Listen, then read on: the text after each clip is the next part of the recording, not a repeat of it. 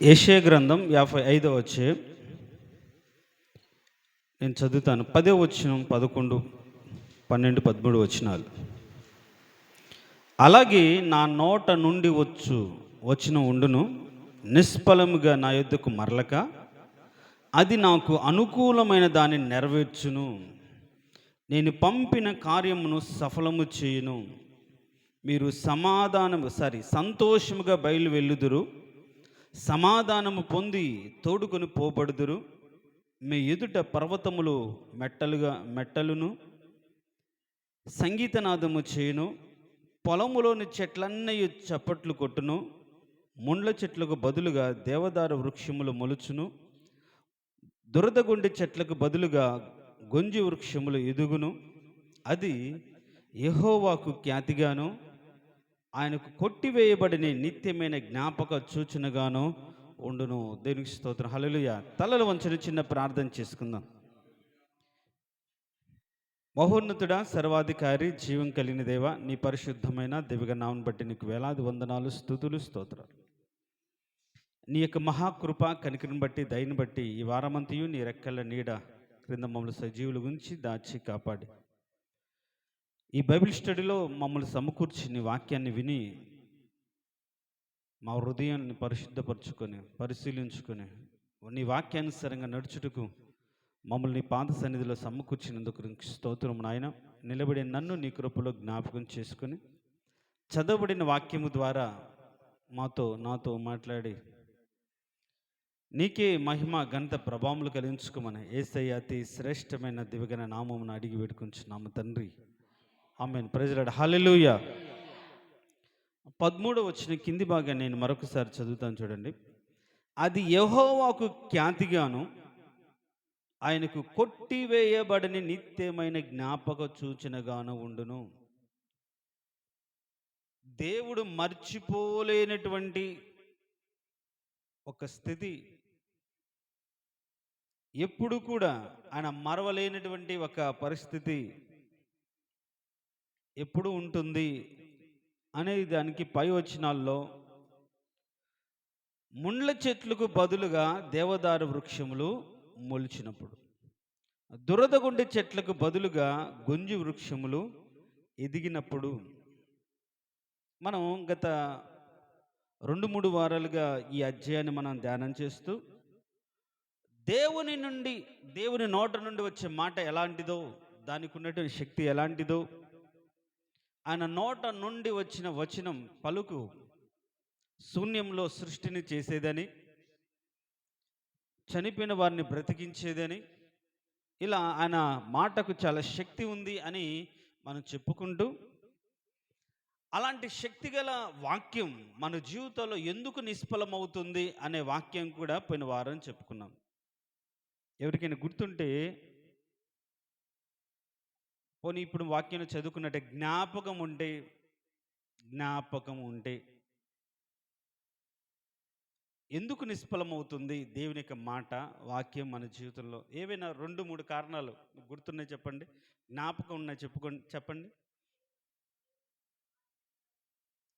దేవుని యొక్క ఆజ్ఞని గైకొనకపోతే, ఎస్, మనసులో అంధకారమైన క్రియలు ఉంటే, ఇంకా ఎస్, ఐహిక సంబంధమైన విచారం, ధన వ్యామోహము విత్తబడిన విత్తనాన్ని నిష్ఫలం చేస్తాయి. జ్ఞాపకము అంటే ఒక మాట వినగానే, ఒక పని చెప్పగానే కాళ్ళు చేతులతో పని లేకుండా మన హృదయంలో అంటే మన మనసులో స్టోర్ అయిపోతుంది. దాన్ని జ్ఞాపకం అంటారు. సో ఈ జ్ఞాపకం ఉన్న దాన్ని మనం రిపీటెడ్గా వాడతాం. ఫర్ ఎగ్జాంపుల్, ఒకసారి నిప్పును పట్టుకున్నారు, కాలింది. ఓహో, నిప్పు కాలుతుంది అనే ఆలోచన మీ హృదయంలో, మీ మనసులో స్టోర్ అయిపోతుంది. ఈసారి నిప్పు కనిపించింది అనుకోండి, మీకేం జ్ఞాపకం వస్తుంది? కాలుతుంది అని వస్తుంది. అప్పుడు ఏం చేస్తారు? జ్ఞాపకం ఉంటేనే జాగ్రత్త పడతారు, అవునా కదా? మర్చిపోయి ఉన్నారనుకోండి, మళ్ళీ పట్టుకుంటారు, మళ్ళీ గాలిద్ది. అంటే వాక్యమైన ఏదైనా సరే మన హృదయంలో అది జ్ఞాపకంగా నిలిచిపోవాలి. దేవునికి స్తోత్రం. హల్లెలూయా. నిలిచిపోయిన ఈ జ్ఞాపకాన్ని, గుర్తుంచుకున్న ఆ వాక్యాన్ని సమయానుకూలంగా ఏ సందర్భంలో ఎలా వాడాలో, ఎలా నిర్వర్తించాలో, ఎలా ఉపయోగించాలో తెలిసి ఉండే స్థితినే జ్ఞానం అంటాం. కొందరంటారు, వీడు ఏ సందర్భంలో ఎలా మాట్లాడాలో తెలియదు అనుకుంటారు. చనిపోయిన వాళ్ళ దగ్గరికెళ్ళి పక్క నవ్వుతున్నాం అనుకోండి, చూస్తే ఏమంటారు? బుద్ధి లేదా? అందరూ ఏడుస్తూ బాధపడుతుండే అని అంటారు. పోనీ నవ్వుతున్న వాళ్ళ దగ్గరికి ఏడిస్తే, అంటే ఏ సమయంలో ఎలా ఉండాలో, ఎలా మసులుకోవాలో తెలుసుకొని ఉండాలి. ఒక క్రైస్తవుడిగా వాక్యాన్ని జ్ఞాపకం ఉంచుకోవాలి. వాక్యాన్ని ఏం చేయాలి? జ్ఞాపకం ఉంచుకోవాలి. నేను చెప్పాను, పదే పదే చదివితే తప్ప ఏది జ్ఞాపకంలో ఉండదు, గుర్తుండదు. పదే పదే వింటే తప్ప గుర్తుండదు. మీరు పాటలు పాడేవాళ్ళు ఒకటికి 4, 5 సార్లు పాటలు పాడుతూ వచనాలు కంఠత చేస్తే అది గుర్తుండిపోతుంది. ఈసారి పాట పాడినప్పుడు ఆటోమేటిక్‌గా ఆ వచనం తర్వాత సెకండ్ వచనం ఇది, మూడో వచనం అది గుర్తుండిపోతుంది. జ్ఞాపకం ఉన్న దాన్నే మీరు పాడగలుగుతారు. లేదనుకోండి ఇంకా వెతుక్కుంటా ఉంటారు. ఒక పల్లవి గుర్తుంటది, వచనంలో ఒక లైన్ గుర్తుంటే దాని తర్వాత ఏదో ఉండదు, మర్చిపోతారు. విశ్వాస జీవితంలో జ్ఞాపకం అనేది చాలా ముఖ్యం. వాక్యం విన్న తర్వాత హృదయంలో గుర్తుంచుకోవాలి, నిలిచిపోవాలది. వాక్యం నిలిచిన వాక్యమే, గుర్తుంచుకున్న వాక్యమే పాపముల పడకుండా జాగ్రత్త పరుస్తుంది. శ్రమలో మనం ఏ విధంగా మసులు కావాలో వాక్యము ద్వారా మనం గుర్తు చేసుకోగలుగుతాం. దానికి బెస్ట్ ఎగ్జాంపుల్ ప్రభువైన యేసుక్రీస్తు గురించి ఎన్నోసార్లు చెప్పాం. ఆయన వాక్యాన్ని హృదయంలో ఉంచుకున్నాడు, గుర్తుంచుకున్నాడు. కాబట్టే అపవాది వాక్యము ద్వారా శోధించిన ఆయన వాక్యము ద్వారా జవాబిచ్చాడు. మరి ఈ రోజుల్లో మన జీవితంలో ఎదుర్కొనే శోధనలో, బాధలో, ఇరుకులో నీకు ఏ వాక్యం గుర్తుంది నిన్ను బలపరచడానికి? ఏ వాక్యం గుర్తుంది నీకు శక్తినివ్వడానికి? ఏ వాక్యం గుర్తుంది నిన్ను ఓదార్చడానికి? అవి గుర్తుండవు. అన్ని బాధపరిచే మాటలే, ఇంకొకరు అన్న మాటలే గుర్తుండిపోతాం. ఎవడో అన్న మాట జీవితాంతం గుర్తుంచుకుంటాం కానీ వాక్యాన్ని కానీ ఎక్కువ సార్లు మనం గుర్తుంచుకోలేము. సో విన్న వాక్యాన్ని మనం ఏం చేయాలి? గుర్తుంచుకోవాలి. అంటే జ్ఞాపకం ఉంచుకోవాలి. విన్న వాక్యాన్ని మనం జ్ఞాపకం ఉంచుకోవాలి. జ్ఞాపకం ఉంటేనే జయకరమైన జీవితాన్ని మనం కొనసాగిస్తాం.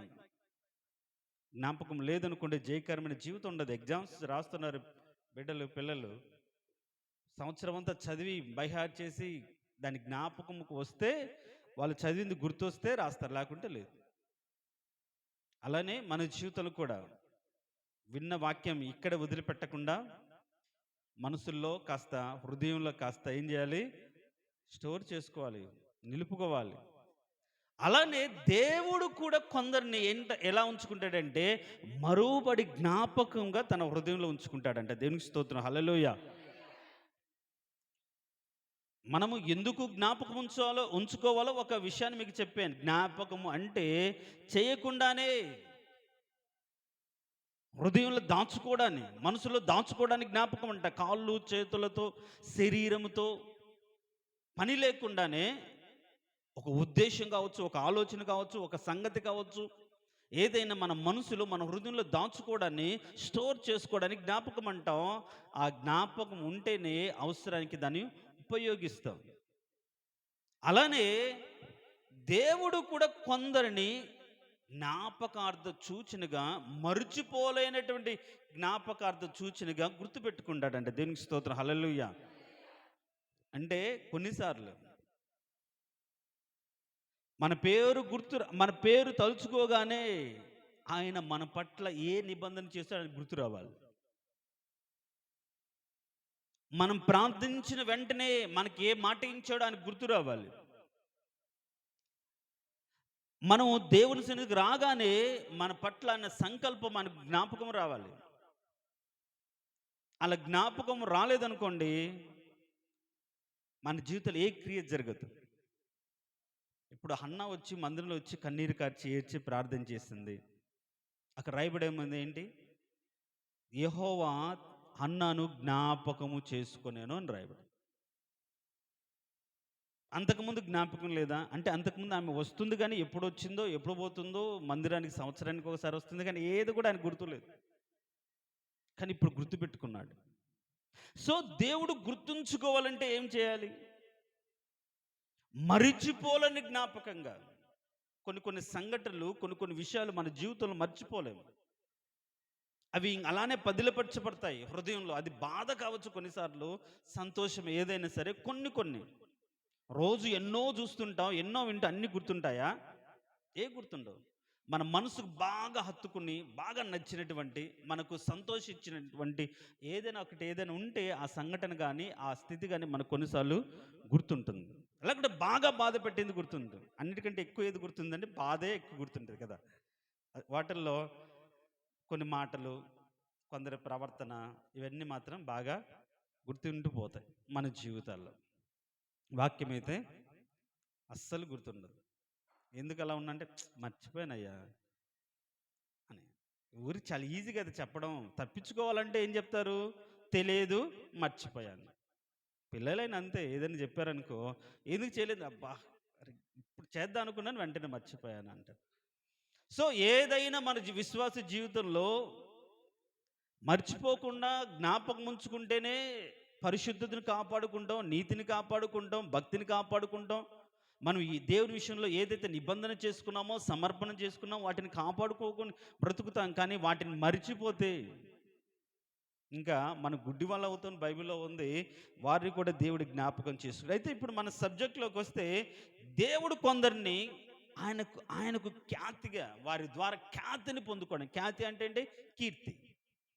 ఖ్యాతి అంటే ఏంటంటే కీర్తి. ఖ్యాతి అంటే ఆయన పేరుకు ఘనత. అలా నియమించుకుంటారు. అందుకని మనం చదువు, అది యెహోవాకు ఖ్యాతిగాను, ఆయనకు కొట్టివేయబడని నిత్యమైన జ్ఞాపక సూచనగాను ఉండును అని అంటాడు. ఒక సందర్భాన్ని ప్రస్తావిస్తూ, కొట్టివేయబడని నిత్యమైన జ్ఞాపక సూచన. ఇంక అది ఎట్టి పరిస్థితుల్లో కొట్టివేయబడదు. ఇంకెప్పుడు గుర్తుంచుకుని ఆయన జ్ఞాపకంలోనే ఉంటారు. ఇంక ఎట్టి పరిస్థితుల్లో వారిని, వారి కుటుంబాన్ని, వారి స్థితిని మర్చిపోడు. సో ఎవరిని మర్చిపోడు? ఎవరి జీవితాలను మర్చిపోడు? ఎవరిని జ్ఞాపకం ఉంచుకుంటాడు? ఇంతకు మనం ఆయన జ్ఞాపకంలో ఉన్నామా లేదా అనేది ఈరోజు మనం పరిశీలించుకోవాలి. అర్థమవుతుంది నా మాటలు? ఆయన ఎవరిని జ్ఞాపకం పెట్టుకుంటాడు? మనం ఎవరినైనా అడుగుతాం, మన అవసరానికి డబ్బులు లేకుండా సహాయం అడుగుతాం. పలానా టైంకి వెళ్ళి నాకు కావాలంటాం. సో మనం అడిగిన మాట, అడిగిన సహాయం వాళ్ళ హృదయంలో, వాళ్ళ మనసులో గుర్తుంటే ఆ టయానికి ఏం చేస్తారు? వాళ్ళు ఏం చేస్తారమ్మా? సహాయమో అడిగింది ఇస్తారు. వాళ్ళు మర్చిపోయారు అనుకోండి, ఆ టైంకి వెళ్తే అడిగితే, అవునా మర్చిపోయాను, నువ్వు అంత ఇదిగా అడిగిదేమనుకోలేదు, నీకు అంత అవసరం అనుకోలేదు, నేను మర్చిపోయాను అని అంటారు. సో జ్ఞాపకం ఉంటే మనం అడిగినది ఏదైనా సరే ఆ టయానికి వాళ్ళు చేస్తారు.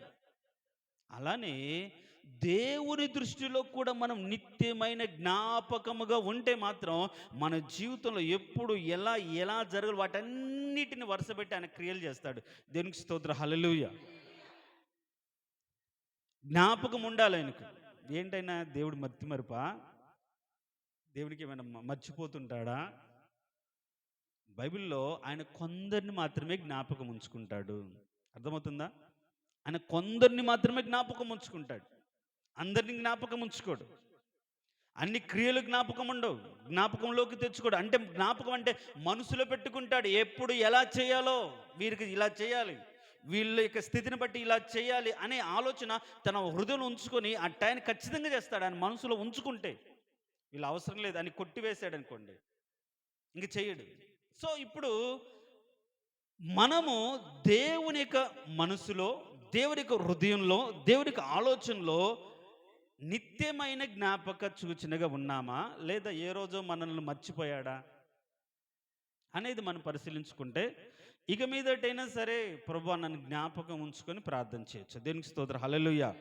సో ఇప్పుడు కొట్టివేయబడిన జ్ఞాపక సూచకంగా ఉండాలి, సూచనగా ఉండాలి అంటే ఏ విధంగా బ్రతకాలి అంటే, ఫస్ట్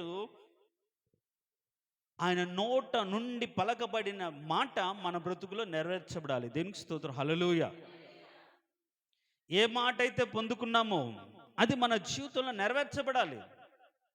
అది నెరవేర్చబడాలంటే ముందు దానికి మనము అంగీకరించాలి. ఆ మాటను అంగీకరించాలి. కష్టమైన, బాధ అయినా, ఇరుకైన దాన్ని ఆ మాటను అంగీకరించి, స్వీకరించి, మన హృదయంలో నాటుకొని అది అది ఫలించి ఫలములు ఇస్తే కానీ దేవుని చిత్తానుసారంగా మనం బ్రతుకుతే కానీ ఆయన అనుకూలంది ఏదైతే నెరవేరిస్తే కానీ ఆ నెరవేర్చిన దాన్ని బట్టి, ఆ నెరవేర్పును బట్టి దేవునికి ఎలా ఉంటుందంటే ఖ్యాతిగానే ఉంటుంది. ఒకసారి మళ్ళీ ఒక మాట అక్కడ మనం చదివిన 11వ వచనంలో ఏమని ఉంటుందంటే, నిష్ఫలముగా నా యొద్దకు మరలక అది నాకు అనుకూలమైన దాన్ని నెరవేర్చును, నేను పంపిన కార్యములు సఫలము చేయును అనే ఈ 2 పదాలను కానీ పట్టుకుంటే దేవుని దగ్గర పొందుకున్న మాట మన జీవితంలో కలిగిన స్థితి ఏదైనా సరే అది దేవుని చిత్తాన్ని నెరవేర్చగలిగితే, దేవునికి ఉద్దేశాన్ని అది తీర్చగలిగితే అప్పుడు ఆ కార్యం, ఆ స్థితిని బట్టి దేవునికి ఏం కలుగుతుందంటే మహిమ కలుగుతుంది. దేవునికి స్తోత్రం, హల్లెలూయా. అలా దేవుని చిత్తాన్ని జరిగించిన వారి జీవితాల్లో దాని తర్వాత ఎలా ఉంటుంది, వాళ్ళ బ్రతుకులు సంతోషం ఉంటుంది, సమాధానం కలిగి ఉంటారు. వారి ఎదుట పర్వతాలు కూడా ఏం చేస్తాయంటే సంగీతనాదాలు చేస్తాయని రాయబడింది. అంటే దేవుని యొక్క వాక్యం మన జీవితంలోకి వచ్చి ఫలిస్తే అది దేవుని నామానికి మహిమ కలుగుతుంది. ఎవరైతే దేవునికి మహిమకరంగా బ్రతుకుతారో వారి జీవితాలను బట్టి దేవుడు మహిమ పొందుకుంటాడు. దేవునికి స్తోత్రం, హల్లెలూయా. ఇప్పుడు ఆయన పంపిన కార్యాన్ని మన జీవితంలో సఫలమయ్యిందా లేదా, ఆయనకు అనుకూలమైన దాన్ని నెరవేర్చిందా లేదా అనే దాన్ని బట్టి దేవునికి ఖ్యాతి కలుగుతుంది. ఇప్పుడు దేవుని నామానికి ఖ్యాతి ఎప్పుడు కలుగుతుందంటే, ఒకటి ఆయన పంపిన కార్యం సఫలం అవ్వాలి. అది ఏ విధంగా సఫలం అవ్వాలి అంటే ఆయనకు అనుకూలమైన దాన్ని నెరవేర్చి సఫలం అవ్వాలి. ఇప్పుడు మనం చదివిన దాంట్లో ప్రతి లైన్ ఇంపార్టెంటే, ప్రతి పదము ఇంపార్టెంట్. వాక్యాన్ని మనం పొందుకున్నాం, వాక్యాన్ని మనం కలిగి ఉన్నాం. కలిగి ఉన్న వాక్యాన్ని బట్టి మనం అనుకూలంగా నెరవేరుస్తున్నామా, అనుకూలంగా దేవునికి అనుకూలంగా బ్రతుకుతున్నామా, మనకు అనుకూలంగా అన్నిటిని మార్చుకుంటున్నామా? అదేదో చిన్నప్పటి నుంచి చెప్తూ ఉంటాం, ఇద్దరు తిట్టుకుంటూ, ఇద్దరు వాదించుకుంటూ ఏమనుకున్నారు, నిన్ను వల్ల నీ పొరుగు వారిని ప్రేమించాలి అని బైబిల్లో రాసిందంటే, ఇంకొకరు అంటారు నీ పొరుగు వారిని దేన్ని కూడా ఆశించకూడదు అని కూడా రాసిందని. ఒకరినండి వాళ్ళు ఆశించి తీసుకున్నారని నువ్వు ప్రేమతో ఉండాలని దేని ద్వారా అనుకుంటున్నారు, వాక్యం ద్వారానే. వాక్యాలు వాళ్ళ జీవితాల్లో వాటిని బట్టి దేవుని నామానికి అంటే అవమానకరంగా అది నెరవేరు పెట్లవుతుంది. నువ్వు వాక్యాన్ని కలిగి ఉన్న నీవు ఆశించకుండా ప్రేమించాలి,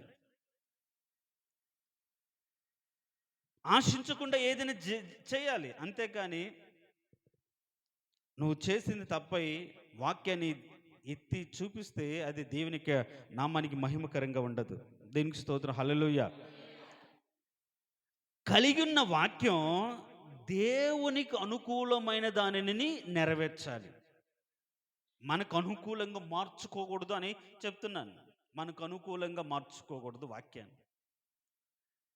అంత మాత్రం కాకుండా ఆయన కార్యము సఫలం చేయాలి. మన జీవితాల ద్వారా దేవుడు ఏదైతే నిర్దేశించాడో, ఏదైతే ఆలోచించాడో, ఏ కార్యం అయితే జరగాలని దేవుడు కోరుకున్నాడో అది సఫలం అవ్వాలి.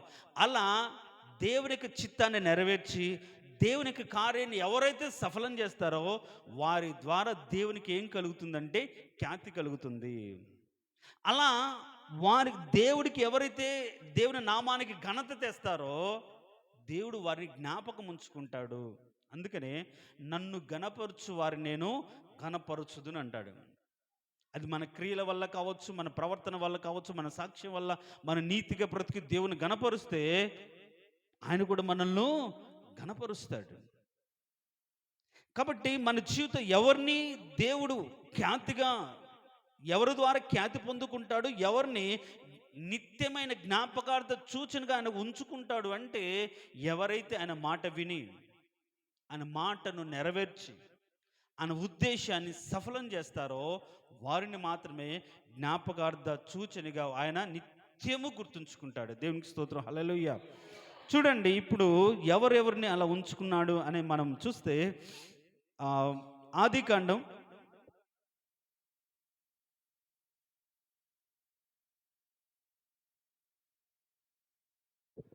19వ అధ్యాయం ఆదికాండం 19:29.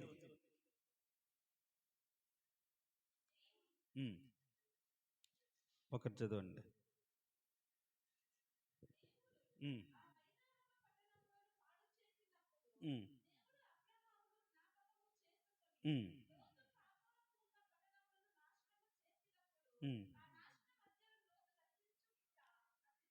చాలు. ఇప్పుడు అబ్రహామును జ్ఞాపకం చేసుకొని దేవుడు అబ్రహామును ఎందుకు జ్ఞాపకం చేసుకున్నాడు చెప్పండి? లోతును నాశనం చేయకుండా. అంతేనా? ఇప్పుడు మనం చదివిన దాంట్లో అంటే లోతును నాశనం చెయ్యాలనుకున్నప్పుడు ఇతను ఎవరి సంబంధి, ఎవరి బంధువు, ఎవరి తాలూకా? పాపం ఆయనకు చెప్పకపోతే ఎట్లా, ఆయన అడగకపోతే ఎట్లా, ఆయనకి తెలియకపోతే ఎట్లా అని. అంటే మనల్ని బట్టి మన బంధువులను, మనల్ని బట్టి మన రక్త సంబంధికులు, మనల్ని బట్టి మన పిల్లలను, మనల్ని బట్టి భార్యను బట్టి భర్తను బట్టి భార్యను దేవుడు జ్ఞాపకం చేసుకుంటాడు. దేవుడు అబ్రహామును జ్ఞాపకము చేసుకొని ఏంటంట? అబ్రహామును జ్ఞాపకము చేసుకొని. దేవుడు అబ్రహామును ఎందుకు జ్ఞాపకం చేసుకున్నాడు, ఎవరిని జ్ఞాపకం చేసుకుంటాడని ఆ పాయింట్ని మనం అర్థం చేసుకుంటూ, ఎవరైతే దేవుని యొక్క మాటను నెరవేరిస్తే వారిని జ్ఞాపకం చేసుకుంటాడు. అదేగా ఇప్పుడు మనం చదివాం, నాకు అనుకూలమైన దాన్ని నెరవేర్చి నేను పంపిన కార్యమును సఫలము చేసిన వారిని దేవుడు జ్ఞాపకం ఉంచుకుంటాడు. ఇప్పుడు దేవుడు ఏం చెప్పాడు? మీరు ఆదికాండం 12వ అధ్యాయంలోకి వెళ్తే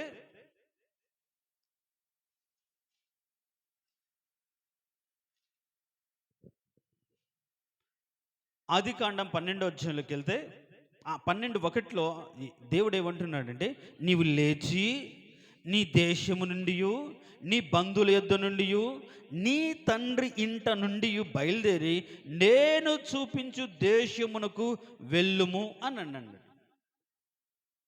ఇప్పుడు ఈయన ఎలా వెళ్ళాడు ఆయన చూపించే దేశానికంటే? ఇప్పుడు మీరు ఎబ్రీలకు రాసిన పత్రిక చూడండి, 11వ అధ్యాయంలో ఎబ్రీలకు రాసిన పత్రిక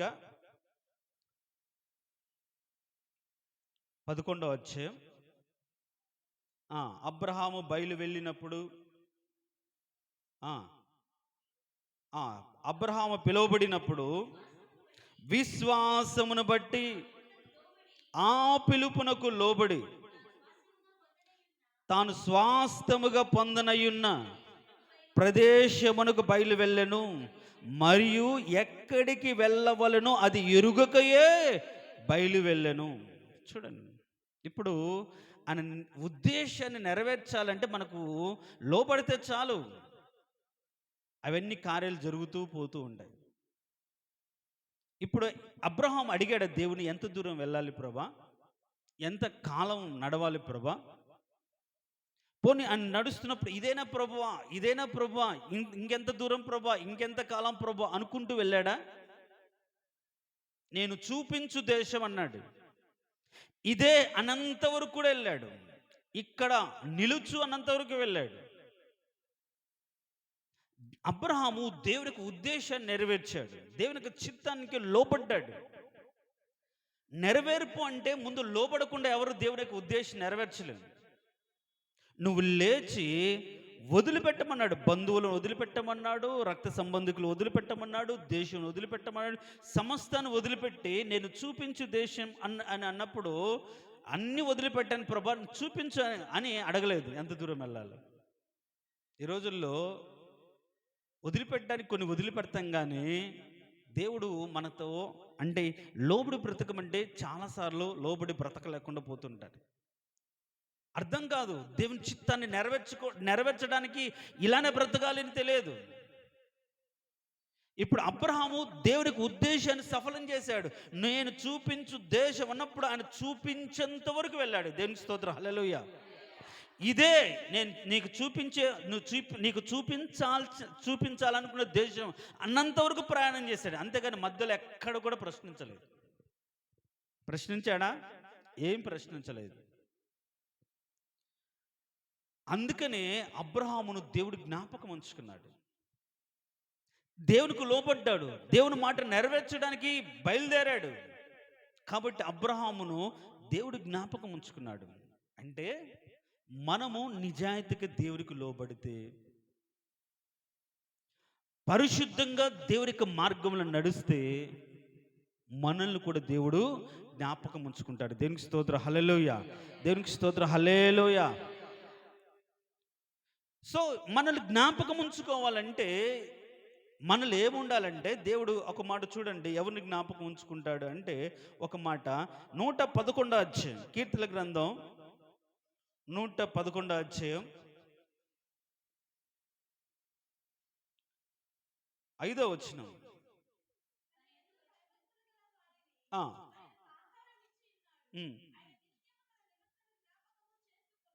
చాలు. 111:5లో ఇక్కడ తన యందు ఎవరైతే భయభక్తులు కలిగి ఉంటారో వారిని ఏం చేస్తాడంటే నిత్యము జ్ఞాపకం ఉంచుకుంటాడు. జ్ఞాపకం ఉంటేనే కదా అన్నీ చేసేది. మన జీవితంలో దేవుడు కార్యాలు, ఆహారం ఇవ్వాలన్నా, అభివృద్ధి చేయాలంటే ఆయన జ్ఞాపకంలో ముందు మనం ఉండాలి. వీళ్ళకి ఇవ్వాలి, వీళ్ళకి చెప్పాను, వీళ్ళకి చెయ్యాలి అని ఆయన అనుకోవాలి. అలా అనుకోవాలంటే ఆయన హృదయంలో మనం ఉండాలి. సో మనం ఉండాలి అంటే మనలో ఏముండాలంటే భయభక్తులు ఉండాలి. దేవుని మాటకు భయపడుతూ వెళ్ళాడు. ఇప్పుడు అబ్రహాము కూడా దేవుని భయభక్తులు కలవాడా కాదా? చెప్పండి. భయభక్తులు కలవాడా కాదా? భయభక్తులు ఎట్లా చెప్పగలుగుతాం భయభక్తులు కలిగిన వాడని అబ్రహాం? ఇప్పుడు కానీ అక్కడ ఒక మాట చదవండి, 22వ అధ్యాయం, ఆదికాండం 22వ అధ్యాయం.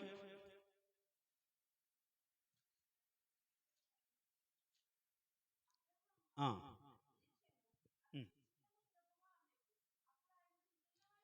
12వ వచనం చదువుదాము, అంత అవసరం లేదు.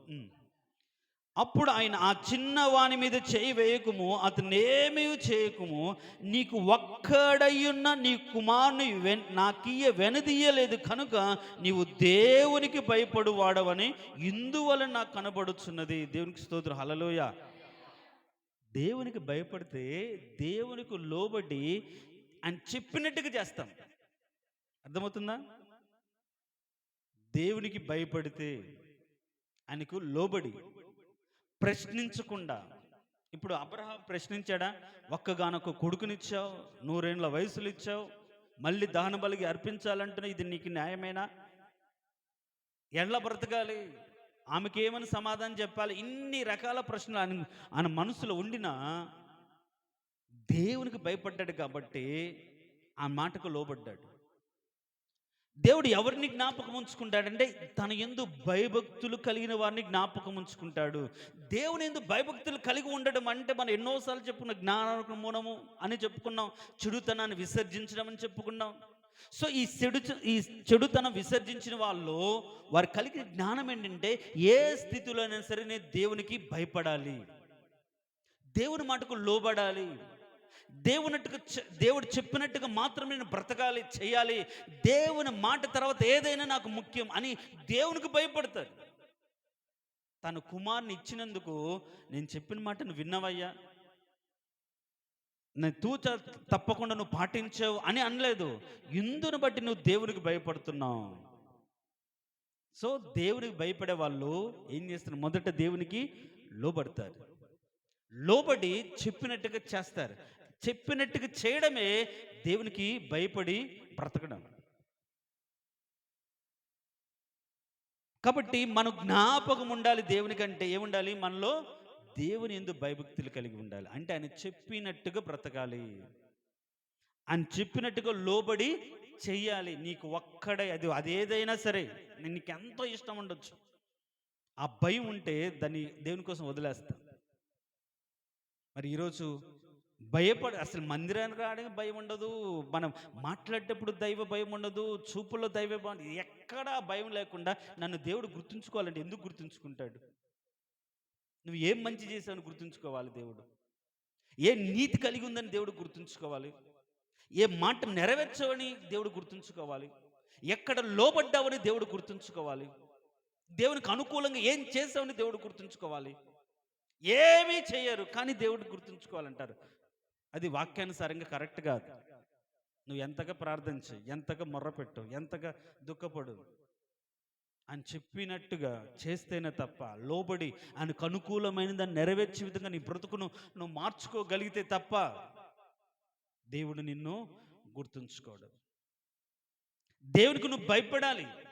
యెహోవా యందు భయభక్తులు కలిగిన వారికి జ్ఞాపకం ఉంచుకొని వారికి ఆహారం ఇస్తాడు, వారికి సమస్తాన్ని ఇస్తాడు.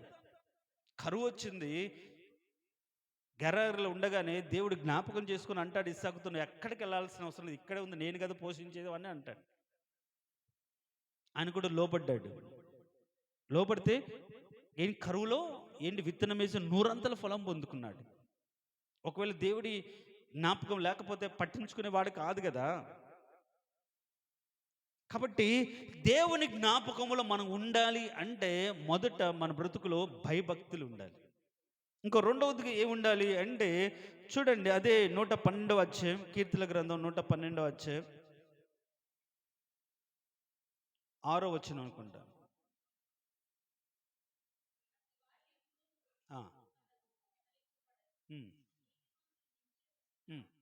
చాలా నీతిమంతులు నిత్యము జ్ఞాపకములో ఉందరు. 112వ అధ్యాయం 6వ వచనం. అంతేనా? నీతిమంతులంట ఎప్పుడు కూడా దేవునికి జ్ఞాపకం. సో ఇప్పుడు వాస్తవానికి మనం నిత్యము జ్ఞాపకం ఉంచుకోవడానికి దేవుడు మన నీతిమంతులుగా మార్చాడు. దేవునికి స్తోత్రం, హల్లెలూయా. ఏంటంట ఆయన మనం ఎప్పుడు గుర్తించిపోకుండా ఒక నిత్య నిబంధన ఆయన రక్తము ద్వారా పాపము చేసిన మనలను పాపం నుంచి విడిపించి తప్పించి ఆ పాపం నుంచి మనం కడిగి పరిశుద్ధపరిచి నీతిమంతులకు తెచ్చారని కారణం ఏంటంటే ఆ నీతిమంతులు ఎప్పుడు కూడా జ్ఞాపకం ఉంటారు. మరి ఎందుకు మనం జ్ఞాపకం రావు చెప్పండి?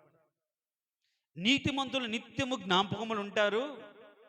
ఏ ఒక్కడు నీతిమంతుడు లేడు, ఒక్కడు లేదు. కానీ ఆయన ఉచితంగా మన నీతిమంతులు తీర్చాడు అని మనం సంతోషపడుతున్నాం. అలా ఆయన ఉచితంగా ఆయన రక్తము చేత నీతిమంతులుగా తీర్చబడిన మనం ఇప్పుడు ఎందుకు జ్ఞాపకంలోకి రావట్లేదు? ఎందుకు రావట్లేదు అంటే మీరు కానీ యెజ్కేలు గ్రంథం ఒకసారి చూడండి. యెజ్కేలు గ్రంథం 33వ అధ్యాయం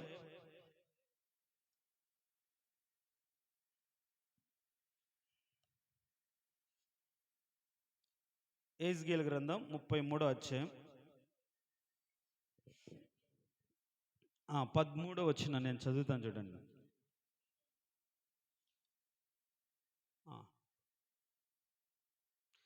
13వ వచనం. నీతిమంతుడు నిజముగా బ్రతుకునని నేను చెప్పినందున అతడు తన నీతిని ఆధారం చేసుకొని పాపము చేసిన ఎడల అతని నీతి క్రియలన్నిటిలో ఏది కూడా జ్ఞాపకమును తేబడదు. తాను చేసిన పాపమును బట్టి అతడు మరణము నొందును. చూడండి 16వ వచనం. అతడు చేసిన పాపములు ఏదియో అతని విషయమే జ్ఞాపకము తేబడదు. అతడు నీతి న్యాయములు ఇప్పుడు అది పాపం జరిగించాం. ఇప్పుడు నీతిమంతుని విషయంలో ఎందుకు దేవుడు జ్ఞాపకం ఉంచుకోడంటే ఆ నీతిని బట్టి బ్రతకుండా తిరిగి పాపం చేస్తే, తిరిగి పాపములో పడితే.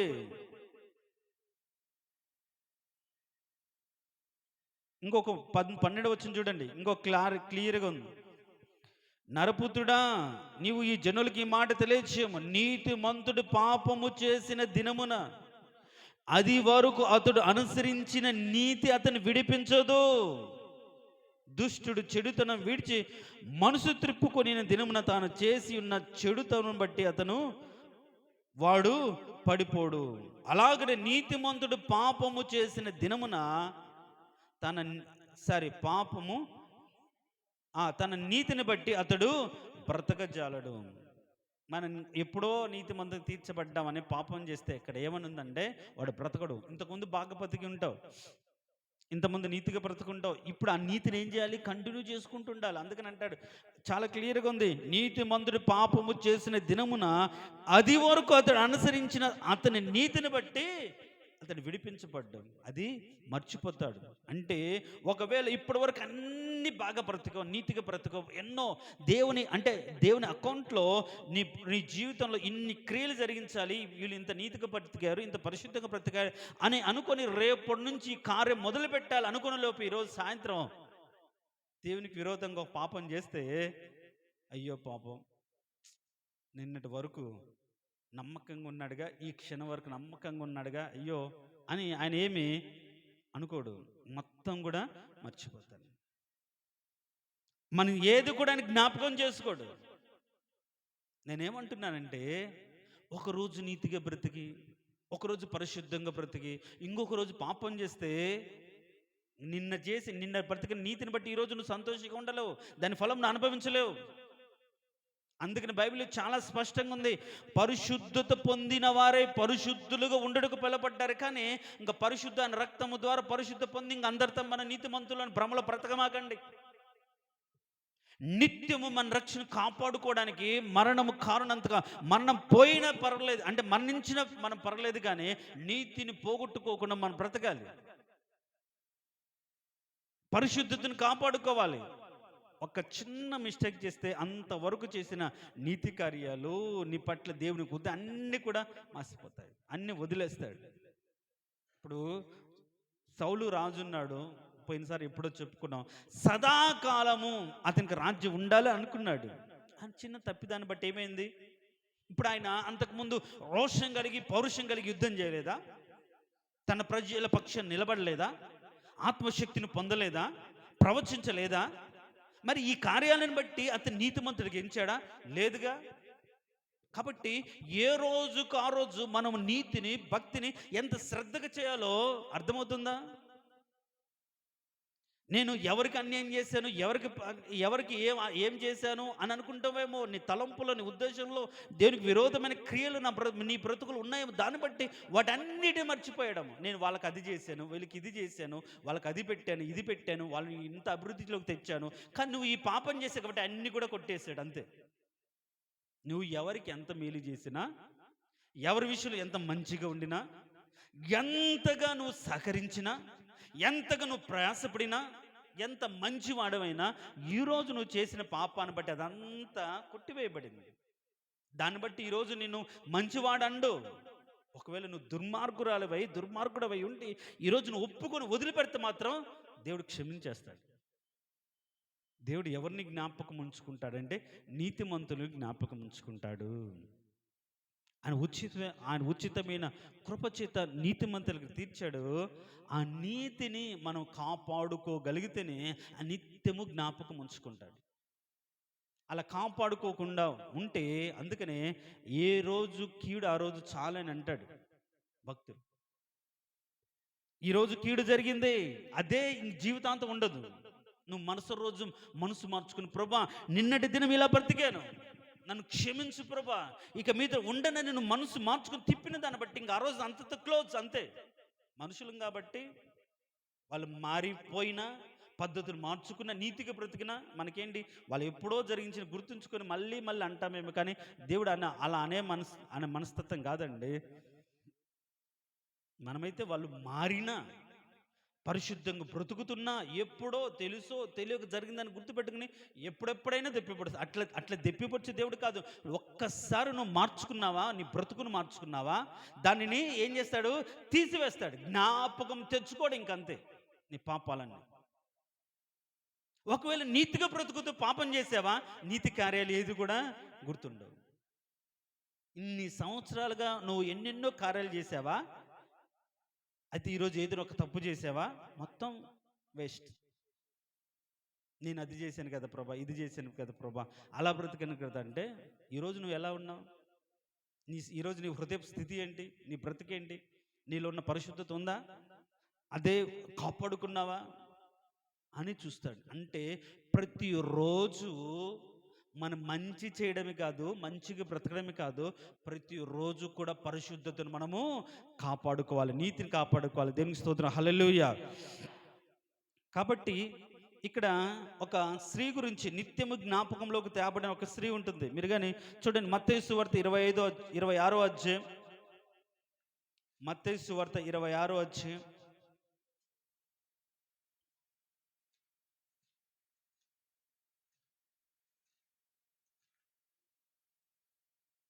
13వ వచనం. సర్వలోకమందు ఈ సువార్త ఎక్కడ ప్రకటింపబడునో అక్కడ ఆమె చేసినదియు ఈమె జ్ఞాపకార్థముగా ప్రశంసింపబడునని మీతో చెప్పుచున్నాను. దేనికి స్తోత్రం, హల్లెలూయా. పాపాత్మురాలిన స్త్రీ అండి, పాపము బ్రతికిన స్త్రీ తన పాపిష్టి క్రియలను మానుకొని దేవుని సన్నిధికి వచ్చి కన్నీళ్లు కార్చి కన్నీళ్లతో పాదాలు కడిగి నూనె రాసి తల వెంట్రుకలు తన పాదాలు తుడిచినటువంటి స్త్రీ.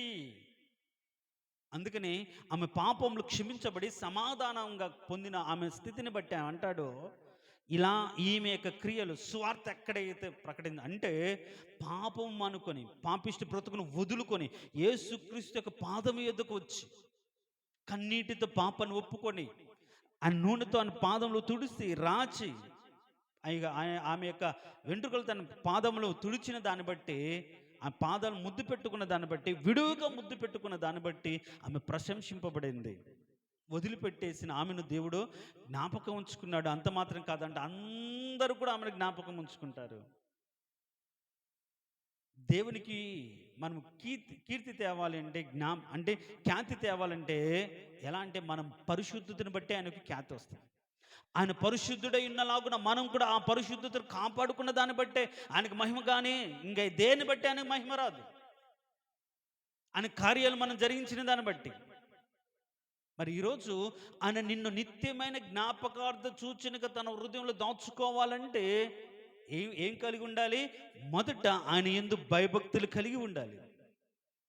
ఆయన చెప్పింది చెప్పినట్టుగా లోబడి చేయగలిగినట్టు దానికి నువ్వు అలా కట్టుబడి ఉండాలి. నెరవేర్చడానికి ఒక స్థిరమైన తీర్మానం తీసుకొని ఉండాలి.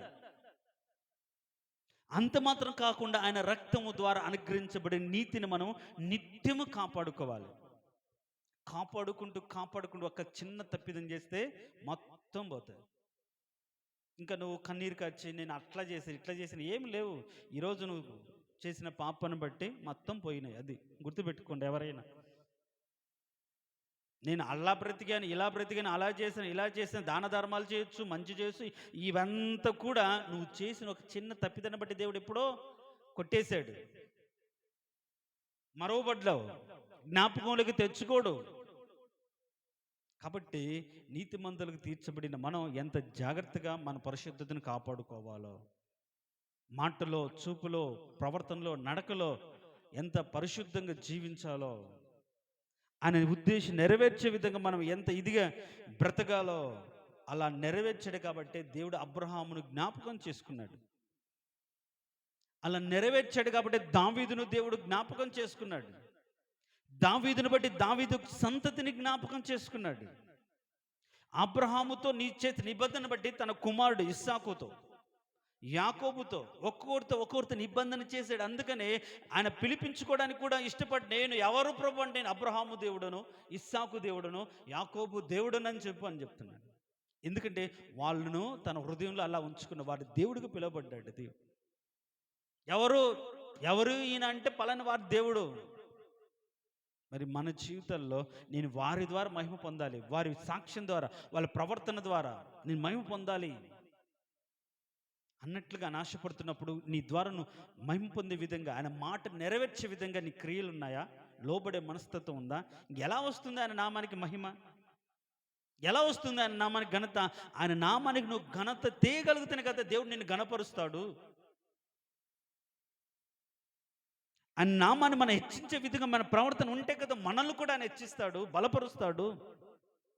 ఇవన్నీ మర్చిపోయి మన క్రైస్తవులకు ఉన్నామనే భ్రమలో బ్రతుకుతే ఏ కార్యం మన జీవితంలో జరగదు. దేవుడు నిత్యమైన జ్ఞాపకార్థ సూచనగా మనల్ని మనం హృదయంలో ఉంచుకోవాలంటే మొదట ఆయన యందు భయభక్తులు కలిగి ఉండాలి. లోబడే విధంగా నేర్చుకోవాలి. ఏ స్థితిలో లోబడాలి అంతే. అన్‌కండిషనల్‌గా మనం చూపించాలి. అంతే. మనం షరతులు పెట్టకూడదు. ఏదైనా చెప్పినట్టుగా వినాలి. దేవుడు అనుగ్రహించిన నీతిని మనం అలా నీతిని కాపాడుకుంటే దేవుడు ఏం చేస్తాడు? గుర్తుంచుకుంటాడు.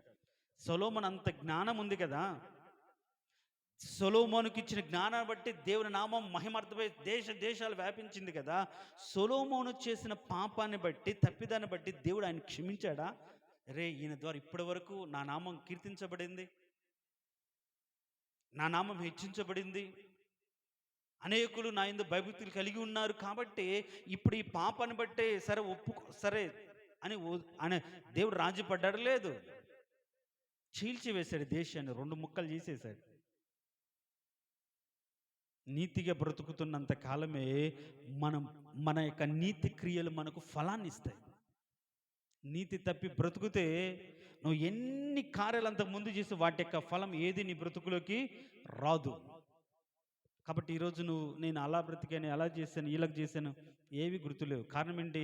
ఈరోజు నువ్వు సరిగా లేవు, అంతే. ఆయన నిత్యమైన జ్ఞాపకార్థ సూచన మనం ఉండాలి అంటే ఏముండాలి? మొదట ఆయన యందు భయభక్తులు కలిగి ఉండాలి. తర్వాత నీతిని కాపాడుకోవాలి. తర్వాత ఇంకొక మాట రాసుకున్నాను, సర్లేండి. కాక అబ్రహాం, ఇస్సాకు, యాకోబులు అందరూ కూడా జ్ఞాపకం చేసుకున్నాడు. మనల్ని కూడా జ్ఞాపకం చేసుకోవాలంటే ఈ 2 లక్షణాలు మన జీవితంలో ఉండాలి. పాపాత్మురాలైన స్త్రీ తన పాపాన్ని వదిలిపెట్టిన దాన్ని బట్టి ఆమె కీర్తించబడింది, ఆయన నామం హెచ్చించబడింది. మరి మనము కూడా ఆమె హృదయంలో నిలిచిపోవాలంటే ఏం చేయాలంటే నీతిమంతులుగా ఉండాలి. ఏం చేయాలంటే ఆయన యందు భయభక్తులు కలిగి లోబడి బ్రతకాలి. తలలు వంచిన మనం మార్చబడిన బ్రతుకు దేవునికి ఘనత తెస్తుంది. మార్చబడిన బ్రతుకు దేవుని నామాన్ని హెచ్చిస్తుంది. మార్చబడినటువంటి స్థితి దేవునికి కీర్తిని తీసుకుని వస్తుంది. ఒకప్పుడు ఏ స్థితిలో ఉన్నావో ఇప్పుడు అదే స్థితిలో ఉన్న దాన్ని బట్టి దేవునికి మహిమ రాదు. పాపాత్మురాలైన స్త్రీలాగా ఈరోజు పూర్తిగా వదిలిపెట్టేసి మార్చుకో. రేపటి నుంచి దేవుడిని హెచ్చించడం మొదలు పెడతాడు. పిలువబడిన రోజు నుంచి దేవుడికి లోబడు. నిత్యము జ్ఞాపకములో ఉంచుకుంటాడు. నిన్ను బట్టి నీ బంధువులను, నిన్ను బట్టి నీ రక్త సంబంధికులను, నిన్ను బట్టి నీ బిడ్డలను, నీ కుమారులను జ్ఞాపకం ఉంచుకుంటాడు. అబ్రహామును బట్టి అబ్రహాముకి సంతానాన్ని, దావీదుని బట్టి దావీదు కుమారులను దేవుడు జ్ఞాపకం ఉంచుకున్నాడు. అలాంటి జ్ఞాపకంలోకి వచ్చినట్లుగా ఆయన కోరుకున్నది ఒకటే, విన్న వాక్యాన్ని నెరవేర్చుకునే విధంగా నిన్ను నీవు దేవునికి లోబడి, నిన్ను నువ్వు దేవునికి సమర్పించుకొని అబ్రహాములాగా బ్రతకాలి. నిన్ను నువ్వు దేవునికి సమర్పించుకొని నీతిగా బ్రతకాలి. పరిశుద్ధంగా జీవించాలి. పరిశుద్ధంగా జీవించిన యేసేపు జీవితం ద్వారా దేవుడు ఘనపరచబడ్డాడు. ఆయన ఘనత తెచ్చాడు కాబట్టి దేవుడు యేసేపును కూడా ఘనపరిచి ఐగుప్తు రాజ్యానికి అధిపతిగా చేశాడు. మరి ఈరోజు ఏ మంచి కార్యం చేయకుండా, నీతిని కాపాడుకోకుండా, పరిశుద్ధతను కాపాడుకోకుండా, నువ్వు దేవుని సన్నిధిలో ఏదైతే సమర్పించుకున్నావో ఆ సమర్పణకు లోబడకుండా బ్రతుకుతూ ఉంటే ఆయన జ్ఞాపకంలో ఉంటావా? జ్ఞాపకంలోకి రావు. కొట్టి వేయబడిన నిత్యమైన జ్ఞాపకంగా ఉండాలి. అబ్రహాం అలా ఉండిపోయాడు, దావీదు అలా ఉండిపోయాడు. కానీ సౌలుని దేవుడు కొట్టివేశాడు. కారణం లోబడలేదు, కారణం మర్చిపోయాడు, కారణం దేవునికి భయపడలేదు. మరి ఈరోజు నువ్వు కొట్టివేయబడ్డావా? దేవుని హృదయంలో జ్ఞాపకంగా ఉన్నావా? జ్ఞాపకం ఉంచుకుంటే నీకు ఏ మేలు చేయక మానడు. నీ బంధువుల విషయంలో కూడా ఆయన గుర్తుపెట్టుకుంటాడు. అయ్యో పలానా వాళ్ళ బంధువులు కదా, పలాని వాళ్ళ రక్త సంబంధికులు కదా, పలాని వాళ్ళ బిడ్డలు కదా, అయ్యో అని చేయాల్సిన కీడు విషయంలో ఒకసారి పునరాలోచిస్తాడు. కాబట్టి ఈరోజు నిన్ను బట్టి నిబంధన ఉంటుంది. కాబట్టి మనస్ఫూర్తిగా ప్రభువా, ఇప్పటివరకు జరిగించిన పాప క్రియలను బట్టి నేను చేసిన నీతి క్రియలన్నీ కూడా కోల్పోయాను ప్రభువా. ఇక మీదట అలా కోల్పోకుండా నీతిని కాపాడుకుంటాను. నీతిని కాపాడుకున్న దాన్ని బట్టి, నీ యందు భయభక్తులు కలిగిన దాన్ని బట్టి నిత్యము నీ జ్ఞాపకంలోనే ఉండిపోయి మీరు ఉద్దేశించిన క్రియలు జరుగుటకు నన్ను నేను లోపరుచుకుంటాను ప్రభు అని మనల్ని మనం దేవునికి సమర్పించుకుందాం, ప్రార్థన చేసుకుందాం. మహోన్నతుడా, సర్వాధికారి, జీవం కలిగిన తండ్రి, నీ పరిశుద్ధమైన దివ్యమైన నామమును బట్టి నీకు వేలాది వందనాలు, స్తుతులు, స్తోత్రాలు. అవును ప్రభువా, కొట్టివేయబడిన జ్ఞాపకార్థ సూచనగా మేము ఉండాలి అంటే మన జీవితాల్లో నీ యందు భయభక్తులు కలిగి ఉండాలి. నీకు భయపడాలి. నీకు భయపడడం అంటే నీ ఆజ్ఞలకు లోబడి, నీ చెప్పిన మాటకు లోబడి, దాన్ని నెరవేర్చడానికి ఎంత కష్టమైనా సరే, ఎంత ఇష్టం లేకపోయినా సరే ఆ మాట నెరవేర్చాలని ఆశపడ్డం, నీకు భయపడ్డాం. అబ్రహాం అలా నీకు భయపడ్డాడు. ఒక్కగానొక్క తన కుమారుని మీరు అడగగానే ఇవ్వడానికి ఎలాంటి సంకోచించకుండా, ఎవరికి సమాధానం చెప్పకుండా నీకు భయపడ్డాడు, నీకు లోబడ్డాడు. లోబడితేనే భయపడినట్టు లెక్క అని మీరు చెప్పారు. అలా లోబడి మీరు చెప్పిన మాట నెరవేర్చే విధంగా, చేసే విధంగా ప్రతి ఒక్క వ్యక్తిని మార్చండి. నీ రక్తము చేత పాపం నుంచి విడిపించి, ఆ రక్తంతో మమ్మల్ని కడిగి మమ్మల్ని పరిశుద్ధపరిచి నీతిమంతులుగా తీర్చారు. నీతిమంతులు నిత్యము జ్ఞాపకంలో ఉంచబడతారని చెప్పారు. కానీ నీ రక్తము ద్వారా కడగబడిన బిడ్డగా మమ్మల్ని గుర్తుంచుకోవాలని మీరు కోరుకుంటే, తిరిగి పాపంలో పడి, తిరిగి పాపంలో ఉండి, అయ్యా మేము గుర్తించబడలేని స్థితిలో, జ్ఞాపకం లేని స్థితిలో ఉండిపోతున్నాం. కాబట్టి నన్ను రక్తంతో కడగబడిన మేము నీతి క్రియలను చేస్తూ, నీతియుక్తమైనటువంటి క్రియలను మేము చేయవారిగా ఉంచి, మీరు చెప్పిన ఆజ్ఞలను పాటిస్తూ, హృదయంలో ద్వేషం, అసూయ, కపటం, కొళ్ళు, మత్సరం, పాపం, వ్యభిచారం, అభిచారం, దొంగతనములు, దురాలోచనలు, మత్సరం లేకుండా ప్రభా ఎదుటి వారి పట్ల ప్రేమను కలిగి, సహోదర ప్రేమను కలిగి, భక్తిని కలిగి, అయా ప్రభు మీరు చెప్పినట్లుగా ఆ నీతిని మేము కొనసాగించినట్లుగా నీ కృప చూపించమని కోరుకుంటాం. అయా ప్రభు, విశ్వాసం ఉంది అని చెప్పి క్రియ లేకపోతే అది మృతము, నిష్ఫలం అని చెప్పుకున్నాం. అలా కాకుండా నాయన మీరు చెప్పిన క్రియలు చేస్తూ విశ్వాస ఫలాన్ని కలిగి ప్రభా నీ సన్నిధిలో నిలిచి నడుస్తున్న వ్యక్తులుగా మమ్మల్ని మార్చమని కోరుకుంటున్నాం. వచ్చిన ప్రతి ఒక్క బిడ్డ నీ కృపలో దీవించండి, బలపరచండి నాయన. అన్నాను మీరు జ్ఞాపకం చేసుకున్నట్టుగా, రాహేలు మీరు జ్ఞాపకం చేసుకున్నట్టు, ఎందుకు జ్ఞాపకం చేసుకున్నారో ఆ సిచ్యువేషన్ అర్థం చేసుకుని అలా మార్చబడ్డానికి, అలా ఉండడానికి ప్రతి ఒక్కరికి కావాల్సిన జ్ఞానము దయచేసి బలపరచమని, వచ్చిన ప్రతి ఒక్క బిడ్డను మీరు దీవించి ఆశీర్వదించమని, సంఘంలో ఉన్న బలహీనులందరి పక్షాన్ని కృప ఉంచు. 10th క్లాస్ ఎగ్జామ్స్ విషయంలో నీ కృప చూపించి మా ప్రియులందరి పక్షాన నీ దయవించి క్షేమంగా రాయడానికి కృప చూపించిన విధానాన్ని బట్టి నీకు స్తోత్రాలు చెల్లిస్తూ, మళ్ళీ ఈ రోజు నుంచి ప్రభా ఇదిగో degree 4th semester exams start అయ్యి ఉండగా తండ్రి, ఆ ఎగ్జామ్స్ అన్నిట్లో మళ్ళీ ఈ నెల 25 నుంచి మళ్ళీ సెకండ్ సెమ్ ఎగ్జామ్స్ స్టార్ట్ అవుతుంది. వాటిల్లో ప్రభా ఆ విధంగా ఎగ్జామ్స్ రాస్తున్న బిడ్డలు ఎంసెట్ ప్రభా, పీజీ సెట్, ఇట్లా రకరకాలైన సెట్స్ రాస్తున్న బిడ్డల పక్షాన్ని కృప ఉంచి బలపరచమని, ఎవరైతే సంఘులు అనారోగ్యంగా ఉన్నారో ఆ బిడ్డలందరూ ముట్టి స్వస్థపరచమని, నీతిని కాపాడుకునే విధంగా బ్రతుకుటకు నీ కృపను అనుగ్రహించమని, నీకే మహిమ ఘనత ప్రభావములు కలిగించుకోమని యేసయ్య అతి శ్రేష్టమైన దివ్యమైన నామమును అడిగి వేడుకొంచున్నాము తండ్రి, ఆమేన్. మన తండ్రి అయిన దేవుని యొక్క ప్రేమ, క్రీస్తు యొక్క కృప, పరిశుద్ధాత్మ యొక్క సహవాసం ఆయన యందు భయభక్తులు కలిగి నీతిని కాపాడుకున్న వారికి ఇప్పుడు ఎల్లప్పుడూ సదాకాలం తోడై ఉండి నడిపించునుగాక. ఆమేన్.